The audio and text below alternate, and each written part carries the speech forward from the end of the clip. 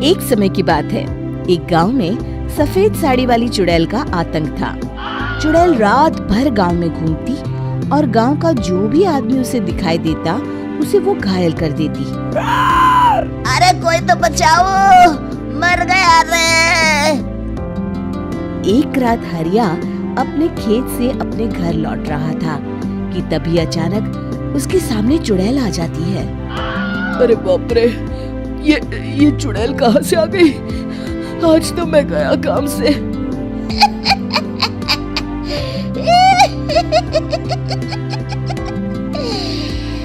आज मुझे मेरा शिकार मिल गया। अरे चुड़ैल दीदी, मुझे छोड़ दो। जैसे ही चुड़ैल हरिया की तरफ बढ़ती है, हरिया वहाँ से भाग जाता है और अपने घर के दरवाजे पे पहुँचता है। अरे भगवान, जल्दी से दरवाजा खोलो, मेरे पीछे चुड़ैल पड़ी है। हरिया की पत्नी जल्दी से दरवाजा खोल देती है। अरे आप इतना हाफ क्यों रहे हैं? अरे मेरे पीछे चुड़ैल पड़ी है, आज तो मैं बाल बच गया। जल्दी से सभी दरवाजे और सभी खिड़कियों को बंद करके बत्ती बुझा दो। तभी चुड़ैल हरिया के घर के पास पहुंच जाती है। अरे वो आदमी कहाँ गायब हो गया?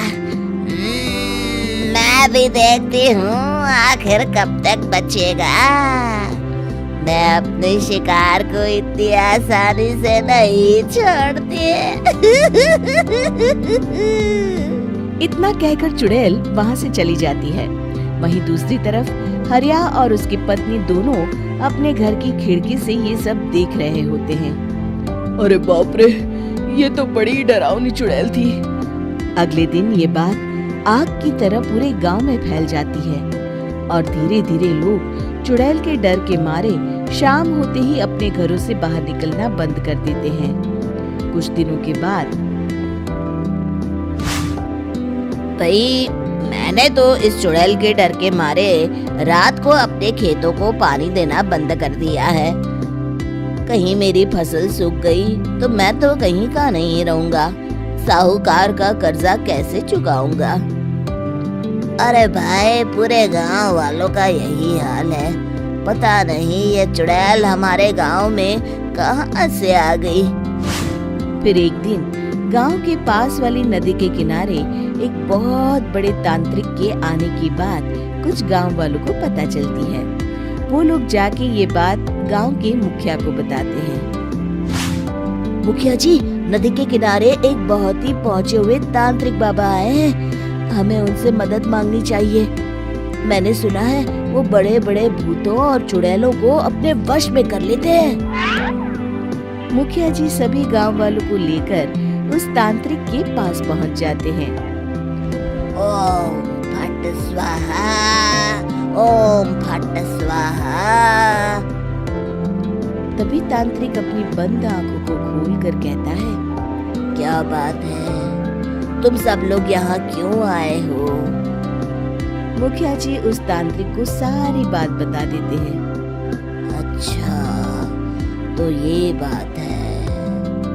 और तांत्रिक अपनी आंखों को बंद कर लेता है। मैं देख रहा हूँ तुम्हारे पूर्वजों ने बहुत पाप किए थे, जिससे ये गांव अब श्रापित हो चुका है। उसी के फल स्वरूप तुम्हारे गांव में चुड़ैल आई है। ये चुड़ैल बहुत खतरनाक है, ये किसी को नहीं छोड़ेगी। हे भगवान, मर गए रे, अब क्या होगा? तभी गांव के मुखिया जी कहते हैं, बाबा, इस चुड़ैल से हम सबको बचा लीजिए। कोई तो उपाय होगा। इसका सिर्फ एक ही उपाय है। सभी गांव वालों को बारी बारी हर दिन अपनी आधी फसल उस पहाड़ी के ऊपर बनी काली गुफा में छोड़ के आनी होगी। तभी उस चुड़ैल की भूख मिटेगी और श्राप का प्रभाव खत्म हो जाएगा और तुम सब जिंदा बच जाओगे। सभी गांव वाले उस तांत्रिक की बात को मान लेते हैं और वहां से चले जाते हैं। फिर अगले दिन से रोज उस गांव के लोग बारी बारी से अपनी आधी फसल उस काली गुफा के पास जाकर रखाते। कुछ दिनों बाद हरिया की बारी आती है। बाप रे, आज तो मेरी बारी है उस काली गुफा में जाने की। क्या करूं? वो तो बड़ी खतरनाक चुड़ैल है। मेरे तो हाथ पैर कांप रहे हैं।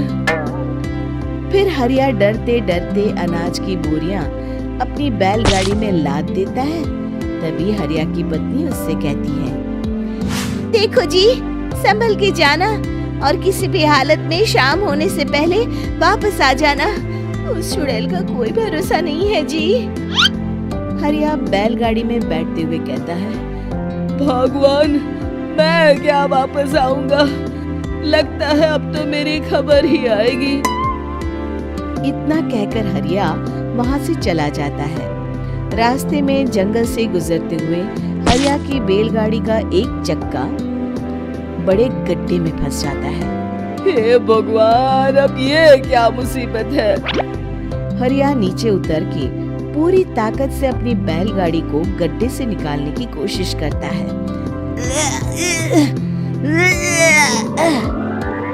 बहुत देर मेहनत करने के बाद हरिया की बैलगाड़ी उस गड्ढे से बाहर निकल जाती है। हे भगवान, अब तो शाम होने वाली है। आज तो मैं गया काम से। जैसे तैसे हरिया काली गुफा में पहुंच जाता है। अरे मर गया रे, यहाँ तो चारों तरफ डरावना माहौल है। मैंने यहाँ आने में बहुत देर कर दी, कहीं चुड़ैल नाराज ना हो जाए। हरिया अनाज की बोरियां वहां रख के जैसे ही जाने लगता है, तभी उसे किसी के आने की आवाज सुनाई देती है। हरिया एक कोने में छुपकर अंदर देखने लगता है। चुड़ैल वहां आती है और फिर अपने चेहरे से नकली चुड़ैल का मुखौटा निकाल देती है। हरिया ये देख के हक्का बक्का रह जाता है। तभी चुड़ैल कहती है, भैया यहाँ आना। आज तो बहुत अनाज आया है, इसे मिलाकर अब हमारे पास ढेर सारा अनाज जमा हो गया है। कल ही हम इसे शहर में बेच आएंगे और माला माल हो जाएंगे। तभी अंदर से नदी के किनारे वाला तांत्रिक बाहर आता है। अरे, ये तो तांत्रिक बाबा है। हाँ, अब तो हम दोनों की जिंदगी मजे में कटेगी। गांव वालों को बेवकूफ बनाना इतना भी मुश्किल नहीं था। लोग तो तुम्हें सच में असली चुड़ैल समझते हैं। हाँ, तुमने सही कहा। अब ये गांव वाले चुड़ैल के डर से जिंदगी भर इस काली गुफा में अनाज पहुंचाते रहेंगे। अच्छा, तो ये बात है। ये दोनों पूरे गांव वालों को बेवकूफ बना रहे हैं। अभी जाकर सबको बताता हूँ। हरिया उन दोनों की पूरी बातें सुन लेता है और जल्दी से वापस गांव में आता है। गांव वालों को पूरी बात बता देता है। इससे पहले वो दोनों हमारा अनाज लेकर शहर जाए, हमें उन दोनों को पकड़ना होगा। उधर दूसरी तरफ नकली तांत्रिक और नकली चुड़ैल बनी औरत एक बड़ी गाड़ी में सारा अनाज लाद के वहां से निकलने की तैयारी कर रहे होते हैं। जल्दी करो, इससे पहले हमें कोई देख ले। हमें यहाँ से निकलना होगा। और तभी वो दोनों देखते हैं कि सामने से सभी गांव वाले अपने अपने हाथों में मशाल लेके आ रहे हैं। दोनों पूरी तरह डर जाते हैं। रुक जाओ, तुम दोनों का भांडा फूट चुका है। अरे मर गए रे, ये गांव वाले कहाँ से आ गए? तुमने क्या सोचा इतनी आसानी से यहाँ से निकल जाओगे? ये अनाज हमने अपने खून पसीने से दिन रात खेतों में मेहनत करके उगाया है। दोनों मुखिया जी के पैरों में गिर जाते हैं।